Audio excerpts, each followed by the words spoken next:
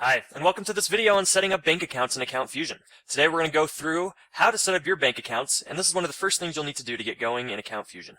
Once you log in, this is the dashboard that you will see. You'll want to go to the top right and click Setup. Once you have clicked Setup, you will see the 5 tabs. Click on the Advanced tab. Once you have clicked on the Advanced tab, click on Bank Accounts. You'll see that Account Fusion provides 6 default bank accounts that you may or may not use. So what we're going to want to do is first go into this operating account. As you can see, there's a lot of information that we're going to need to enter in. So I'm going to fast forward this video real quick and give you time as well to go ahead and enter in all of the bank information that you have, such as account number, routing number, bank, and the other information that you'll need.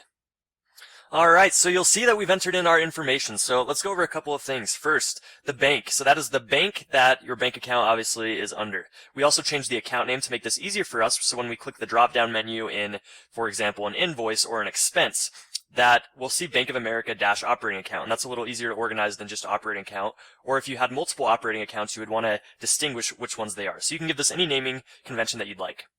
Next, we put in our account number and our routing number. And we also did the next check number as 53. So this will be useful for if you start Account Fusion mid-year, or obviously after you've given out check number 1 within your business.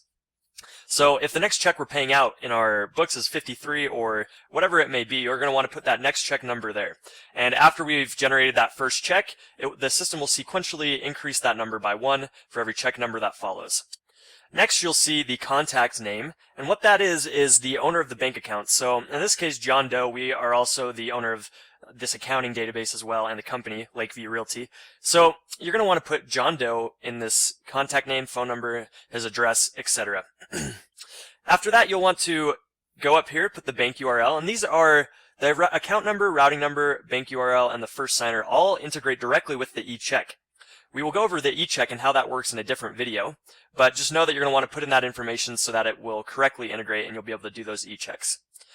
So the bank URL and the first signer, you'll see John Doe is the only one we can select. If there is a scenario where there's a second signer or the signer is not the owner of the accounting database, then you're going to want to go in to Setup, and then go to Users and create another user, and then you'll be able to select that user into the first or second signer fields. However, it is important to note that if you do that, they will have access to the accounting database, so just keep that in mind. So we're going to hop back in here. After we fill all this out, we're going to want to click Save. And if we click Save, you'll see that this is now updated to Bank of America operating account. You're going to want to do this for all of your different bank accounts. So whether you have a commission trust account or multiple operating accounts, whatever the situation may be, you're going to want to go ahead and do that. Last, you're going to want to go in and inactivate all the accounts that you are not using. So property management account. If we don't have that bank account, we'll want to go in and select Active to No. What that will do is will take away this bank account from the option to the drop-down select feature that will exist within the receivables and the expenses. The last thing you'll want to know is that each of these bank accounts is corresponding with a specific general ledger account. So just go ahead and make sure that every bank account that you have does correspond with the correct general ledger account. If not, you're going to need to create a new general ledger account that matches with your bank account. And that once again is explained in the manual, and you'll be able to reference that for more help on that feature.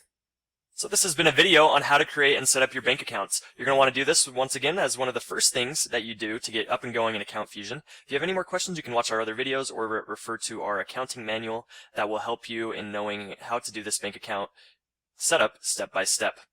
Thank you.